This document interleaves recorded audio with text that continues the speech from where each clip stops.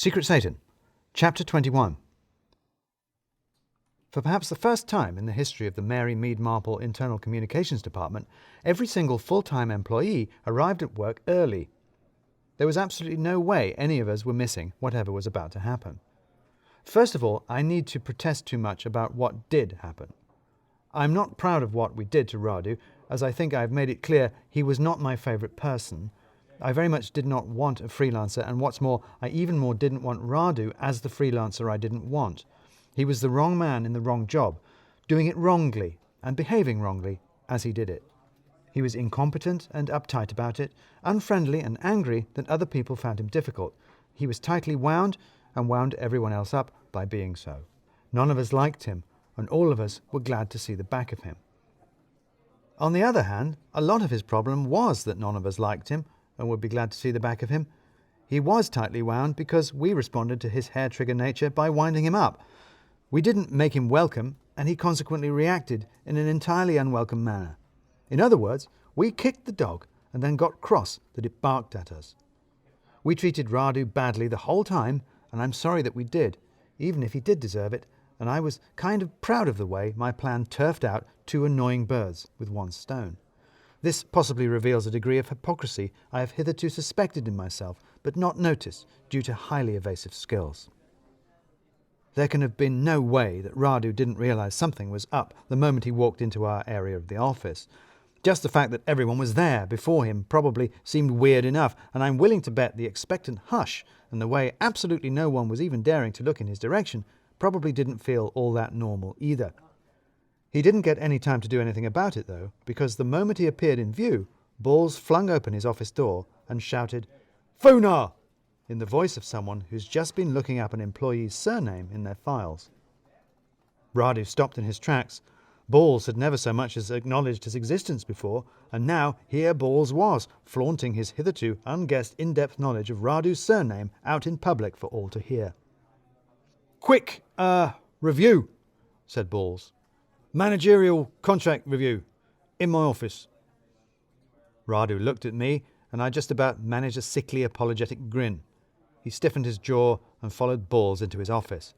It was at this point that I regret to inform you that Balls closed his office door. We all sat in silence, straining to hear. At one point, Lem slurped his tea and was roundly shushed by everyone else. All we could hear was the rumble and murmur of back-and-forth conversation, but the rhythm was speeding up, the urgency increasing, the volume rising, until we all very clearly heard Radu shout, "You are crazy!" "Oi!" Ball's voice. "Sit down, please." "I cannot stand," said Radu, although it didn't sound like he'd sat back down. "You're all crazy." "Oi, stay back," said Balls, becoming hysterical. "You come any closer, it will be assault." Balls was not, it should be evident, a lawyer.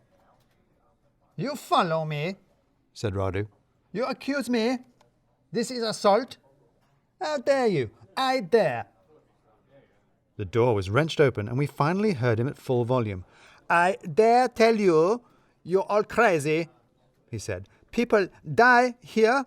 I am not staying to die. I am going." He rounded on us all, declaring to the room, "You're all crazy and rude, and you all dress badly." He stormed past us towards the lifts, stopping only to shout back, "I hope you have a terrible Christmas." And he was gone. "Sweet!" Balls was in the doorway of his office. "I've just had a confrontation.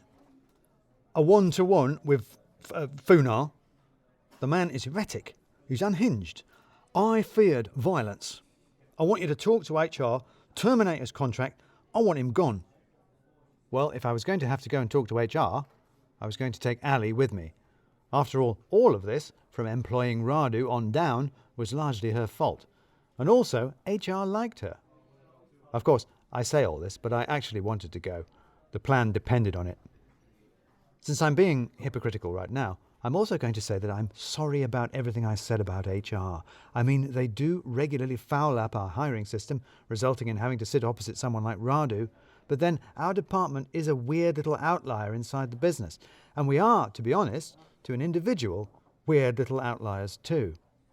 To be fair to HR, Like the police, a fair deal of their job is dealing with people at their absolute worst. We're all forced to work by the duresses of capitalism. We're all forced to work on meaningless and demeaning tasks by the exigencies of corporate culture.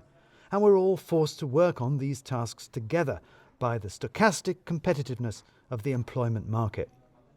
If we had the choice, we wouldn't be there. We wouldn't be doing the things we're doing while we're there, and we wouldn't be doing them with the people we're sat next to. And all these weary sadnesses and humiliations eventually become HR's problem in the end. Of course, the majority of the people we're made to go to meetings with are just fine, but the quirks of evolution and human psychology mean that about 5% of them are going to be awful enough to make the other 95% miserable, and to so account for 95% of what HR have to deal with. Let's just say that it's not a job that I would want to do. I certainly wouldn't have been nearly as patient with the two oddballs from internal comms as the representative who spoke to Ali and I was. She apparently took us seriously when we told her that we hadn't wanted to blow any whistles and buck the chain of command, but that we felt our boss's workplace behaviour was increasingly dangerous. She made empathetic noises when we described that behaviour and took copious notes when we mentioned drug use. She actually offered to call security when we talked about his increasing paranoia and treatment of the staff. She even promised to deal with Radu in a sympathetic and professional manner, and you know what? I believed her, and it made me feel a little better about having used him as a pawn in our tactic to deal with Richard Balls, for whom I felt no sympathy at all, which was just as well, given what we were about to do to him.